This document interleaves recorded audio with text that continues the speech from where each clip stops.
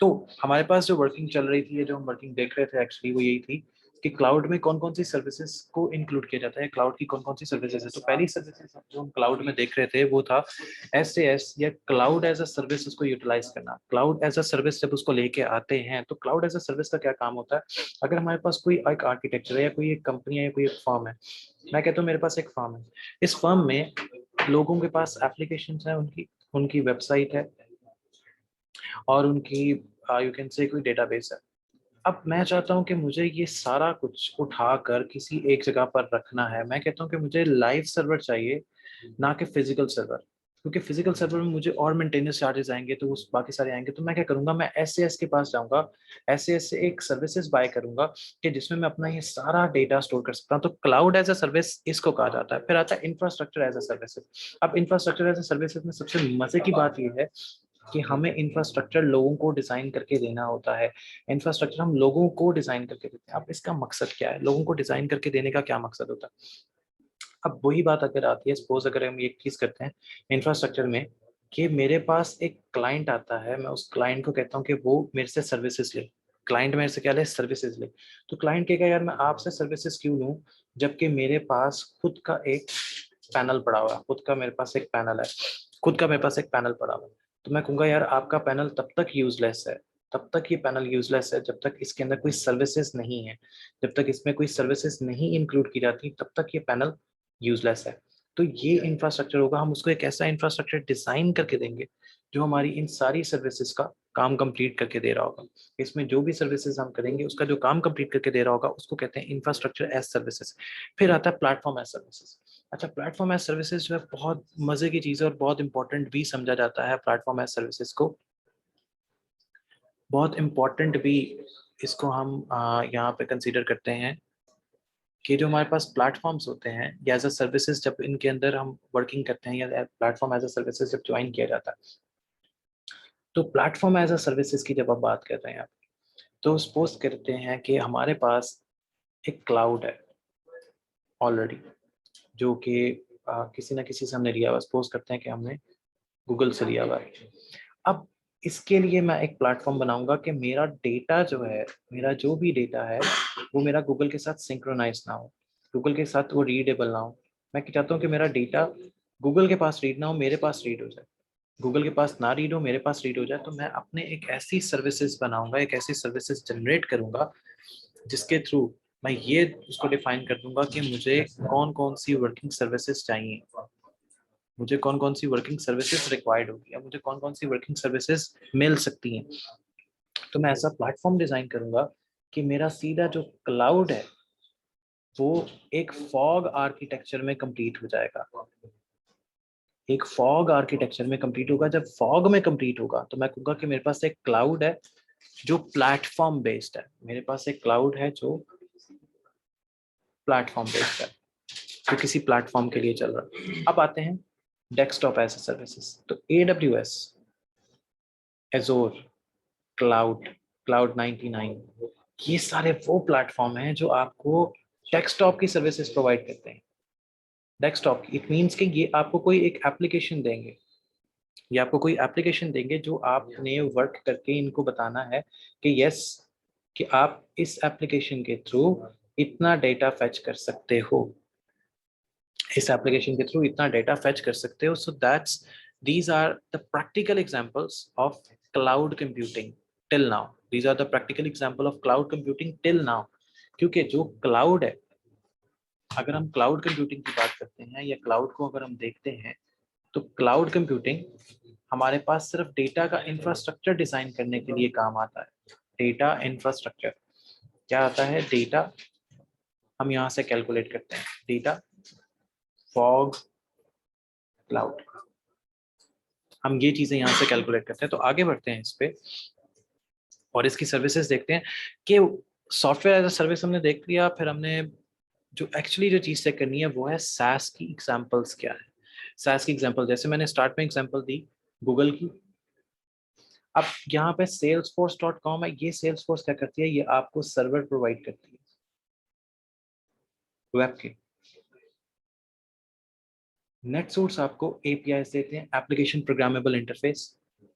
Post इन आपको database की सारी फैसिलिटीज देता है। अब ये जब सारी कंबाइन हो जाएंगी, जब सारी कंबाइन होती हैं तो कंबाइन करके हमारे पास एक इंफ्रास्ट्रक्चर बनता है जिसको हम क्लाउड कहते हैं, जो गूगल बेस्ड क्लाउड होता है या कोई भी किसी किस्म का भी क्लाउड हो। तो इसका हमारे पास डिफरेंट एग्जांपल्स आ जाती हैं क्लाउड के इंफ्रास्ट्रक्चर की या क्लाउड की या क्लाउड में काम करने वाली चीज़ों की। अब क्लाउड में तो काम होना शुरू हो गया। अब इंफ्रास्ट्रक्चर में सबसे ज़्यादा इंपॉर्टेंट क्या चीज़ है, वो है डिलीवरी ऑफ टेक्नोलॉजी। सबसे इंपॉर्टेंट है डिलीवरी ऑफ टेक्नोलॉजी। क्यों?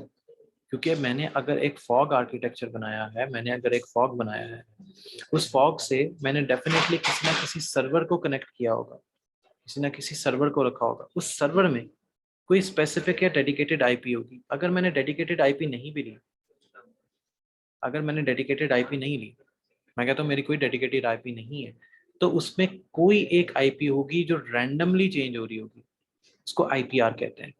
आईपीआर जो रैंडमली आईपी चेंज करता होगा, उससे हम सर्विसेज लेके डिमांड स्केलेबिलिटी के ऊपर अपनी सारी सर्विसेज क्लाइंट को दे देंगे। डिमांड स्केलेबिलिटी ये होता है कि what actually client needed, client needed services, उसको कहते हैं डिमांड बेस, जो क्लाइंट को रिक्वायर्ड होती है। अब उसके अंदर जब क्लाइंट को कोई सर्विस रिक्वायर्ड होती है, इट मीन्स कि हम क्लाइंट से कोई बिल चार्ज करेंगे उस सर्विसेज का, हम क्लाइंट को रेंट पे देंगे, या हम क्लाइंट से कहेंगे आपकी सारी चीजें हम देखते हैं, आप सिर्फ बैठ के काम करो, या आप सिर्फ बैठ के याशी करो। याशी तो नहीं कर कह सकते, ये कहेंगे कि आप बैठ के काम करो। तो क्लाइंट सिर्फ बैठ के हमें प्रोडक्ट्स का बारे में बताएगा, हमने उन प्रोडक्ट्स की सारी सर्विसेज मैनेज करके उनको देनी है। तो इंफ्रास्ट्रक्चर में सबसे मजे का काम ये होता है। इंफ्रास्ट्रक्चर में हम क्लाउड को या क्लाइंट को ये बता रहे होते हैं कि आपकी सर्विसेज सारी क्या क्या हो सकती है,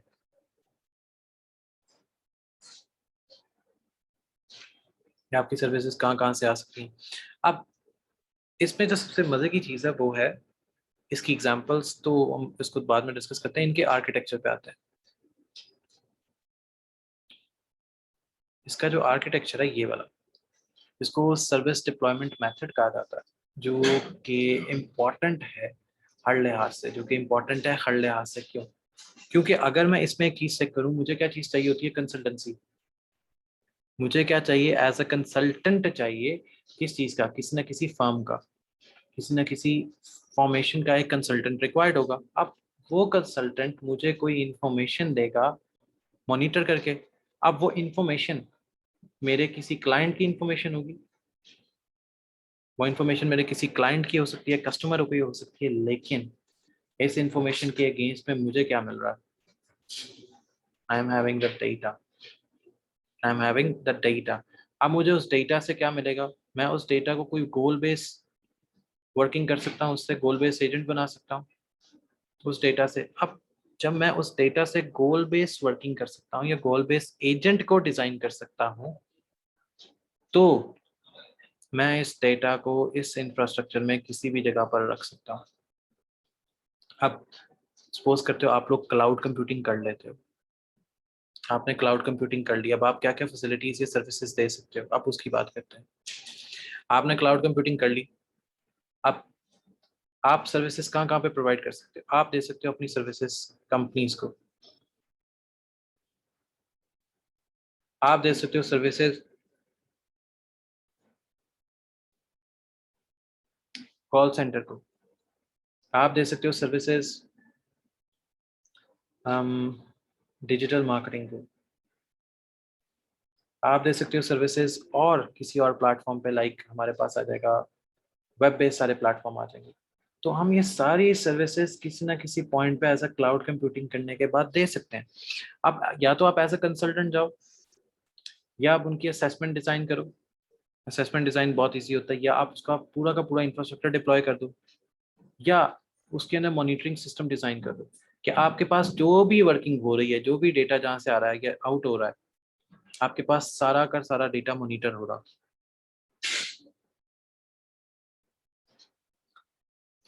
अब वो जब डेटा मॉनिटर हो रहा होगा, डेटा मॉनिटरिंग आप एक्चुअली कर रहे होते हो किसी ना किसी सॉफ्टवेयर के थ्रू। तो वो सॉफ्टवेयर क्या होता है? वो सॉफ्टवेयर होता है हमारे पास डेटा वेयर हाउस, इस सॉफ्टवेयर का नाम है डेटा वेयर हाउस। अब इसमें हम क्या क्या सेव करते हैं, इसमें हम पूरा अपना फॉग आर्किटेक्चर सेव करते हैं। फॉग आर्किटेक्चर कंप्लीट इसमें सेव कर दिया जाता है। अब जब फॉग आर्किटेक्चर सेव हो गया, इट मीन्स कि हम इससे क्या क्या कुछ कर रहे हैं। जब हमारे पास पूरा कंप्लीट फॉग आ गया, तो अब हम इससे क्या क्या कुछ कर सकते हैं। तो पहले हम क्या कर सकते हैं, हम पूरी की पूरी कॉस्ट सेविंग कर सकते हैं।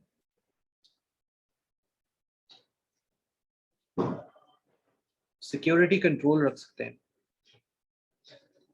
हमारे पास सिक्योरिटी कंट्रोल आ गया, फ्लेक्सिबिलिटी आ गया। फ्लेक्सिबिलिटी क्या है? फ्लेक्सिबिलिटी ये है कि हमें खुद से कोई मैनेजेबिलिटी के ऊपर कोई काम नहीं करना पड़ेगा। इट मीन्स कि जब भी हमें सर्वर को मैनेज करना है तो वो ऑटो मैनेज हो जाएगा। सो इसमें हमें ये एक फैसिलिटी मिलती है या फ्लेक्सिबिलिटी मिलती है कि हमारे सर्वर्स हैं वो ऑटो मैनेजेबल होते हैं। उनको हम ऑटोमेटिकली मैनेज कर सकते हैं, उनको हम ऑटोमेटिकली देख सकते हैं, उनको ऑटोमेटिकली समझ सकते हैं, उनको ऑटोमेटिकली डेटा प्रोवाइड कर सकते हैं। अब जब हमारे पास सर्वर में डेटा आ गया, हमारे पास सर्वर में डेटा आ गया, उस डेटा को अब हमने किधर लेके जाना है? उस डेटा को अब हम लेके जाएंगे हमारे रिलायबल सोर्सेस में,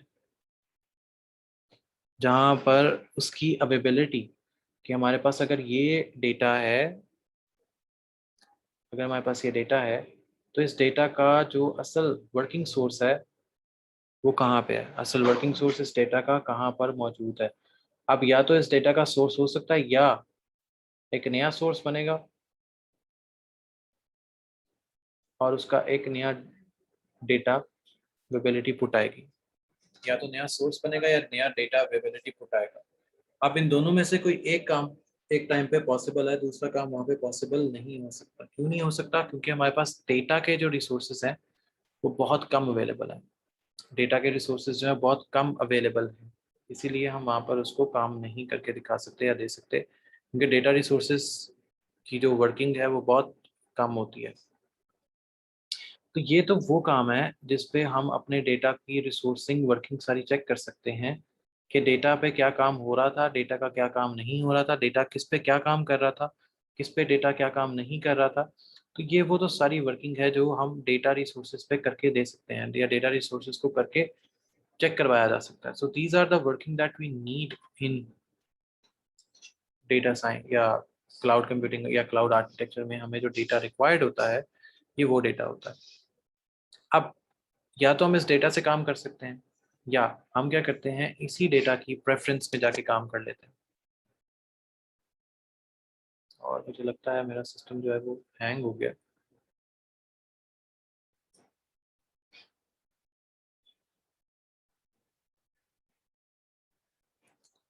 ओके, ये हैंग ना ही हो तो बेहतर है, but things are like system was hanged anyways. तो हम बात कर रहे थे उसके डायग्राम की, उसके इंफ्रास्ट्रक्चर की।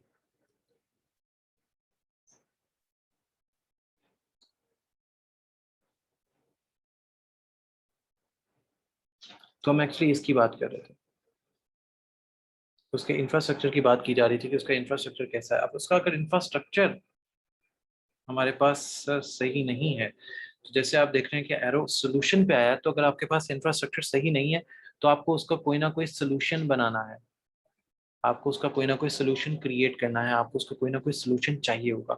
तो हम पहला सोल्यूशन फिर उसको डिजाइन करके देते हैं, क्लाउड असेसमेंट। हम फिर क्लाउड के असेसमेंट का एक डेटा क्रिएट करते हैं, क्लाउड असेसमेंट का एक डेटा क्रिएट किया जाता है। हम यहाँ पर जब असेसमेंट डेटा को क्रिएट करते हैं तो उसको ये बताते हैं कि क्लाउड या जो आपका डेटाबेस है, फॉग या जो डेटाबेस है वो ट्रू है या फॉल्स है। क्लाउड कंप्यूटिंग का जो डेटाबेस है, क्लाउड कंप्यूटिंग में जो डेटाबेस है वो है या नहीं है। सो डिफरेंट क्लाउड के सॉल्यूशंस फिर अवेलेबल हैं, असेसमेंट डिज़ाइन है, सॉल्यूशंस हैं। फिर प्लानिंग की जाती है कि क्लाउड बनाना कैसे और क्लाउड किस किस जगह पे देना है, क्लाउड किस किस को नहीं देना। तो इंफ्रास्ट्रक्चर में या क्लाउड एसोसिएट सॉल्यूशन में या असेसमेंट एंड डिज़ाइन में हम इन चीज़ का ध्यान रखते हैं कि हमारे पास क्या क्या चीज़ें अवेलेबल होती हैं। तो एक सिंपल सा क्लाउड बनाने के लिए आपको क्या क्या चीज़ें दरकार हैं या क्या क्या चीज़ें आपको चाहिए होती हैं। तो पहले तो आपको जो चीज़ रिक्वायर्ड है वो है कि आपको ये पता होना चाहिए कि क्लाउड कैसे काम कर रहा है। इट मीन्स कि आपको आईटी स्किल्स चाहिए होती हैं जो आप पीएफटीपी से ले रहे हैं, क्लाउड एसोसिएशन की या क्लाउड कंप्यूटिंग की। फिर आपको एसक्यूएल का नॉलेज चाहिए होता है जो लिंक करता है हार्डवेयर को किसी सॉफ्टवेयर के साथ। फिर आपको चाहिए होती है कि इसमें बिजनेस इंटेलिजेंस कैसे काम कर रही है। बिजनेस इंटेलिजेंस या इंटेलिजेंस क्या होती है कि आपने ऑटोमेटिकली सोल्यूशन इनको प्रोवाइड करना है, ऑटो सोल्यूशन इनको प्रोवाइड करना है। ऑटो सोल्यूशन ये होता है कि आपने एक दफ़ा सोल्यूशन क्लाउड में बना के रख दिया, उसने फिर उसके अकॉर्डिंग परफॉर्म करना है, उसने फिर उसके अकॉर्डिंग परफॉर्म करना है। हमारे पास मोबाइल एप्लीकेशंस आ जाती हैं, उसके बाद मोबाइल एप्लीकेशंस में वर्किंग आ जाती है। फिर हमारे पास वाईफाई इंजीनियर्स आ जाते हैं। वाईफाई इंजीनियर्स में एक और चीज़ आप क्रिएट कर सकते हैं कि सपोज करें कि अगर आपने किसी इंसेक्ट को किल करना है, जैसे कॉकरोच हो गया या ऐसे की कोई भी चीज़, आप उसके लिए भी एक क्लाउड ऐसा बना सकते हैं कि आप घर के बाहर वो क्लाउड लगा दें, घर के अंदर कॉकरोच नहीं आए। अब वो कैसे डिज़ाइन होगा, वो आप अपने सेल फोन्स पे, विंडोज़ पे या किसी भी एलटीई सर्विस पे, जो आपकी जीएसएम सर्विसेज होती हैं या आपकी सीडीएम सर्विसेज होती हैं जो आपको मोबाइल फ़ोन वाले देते हैं, अगर आप ये सर्विसेज का एंटीना घर के बाहर लगा दें आपके घर में, कोई भी इंसेक्ट एंटर नहीं होगा। खैर ये एक क्लाउड आर्किटेक्चर बनाने का एक तरीका है जो आप तरीका जैसे मर्जी क्रिएट करके देख सकते हैं, या आपको दिखाया जाएगा कि क्लाउड कंप्यूटिंग में इस तरह के विजुअलाइजेशंस कैसे बनाई जाती हैं, विजुअलाइजेशन फ्रेमवर्क कौन से होते हैं, इनको सर्वर एंड पे या क्लाइंट एंड पे कैसे देखा जाता है। फिर हमारे पास काम आ जाएगा आईपी इंजीनियर का, आईपीस कैसे डिज़ाइन होती हैं। असल पर काम आएगा आईपीस का कि आईपीस को कैसे डिज़ाइन किया जाता है। फिर आईपीस में हमारे पास जो फर्दर वर्किंग होगी वो चलना शुरू हो जाएगी। आईपी वर्किंग, आईपी इंजीनियर कैसे काम करते हैं और आईपी इंजीनियर्स उन वर्किंग प्रोटोकॉल्स को कैसे फॉलो अप करके दिखा रहे होते हैं। क्या फिर आ जाएगा वेब डेवलपर्स कौन से होते हैं, वेब स्पेशलिस्ट कौन से होते हैं और एप्लीकेशंस को किस तरह डिप्लॉय किया जाएगा। तो ये तो था क्लाउड कंप्यूटिंग का वो सेशन जो बिल्कुल इंट्रोडक्टरी था, ताकि आप लोगों को ये पता लग जाए कि क्लाउड कंप्यूटिंग एक्चुअली है क्या, क्लाउड कंप्यूटिंग को किस तरह सॉल्व किया जाता है।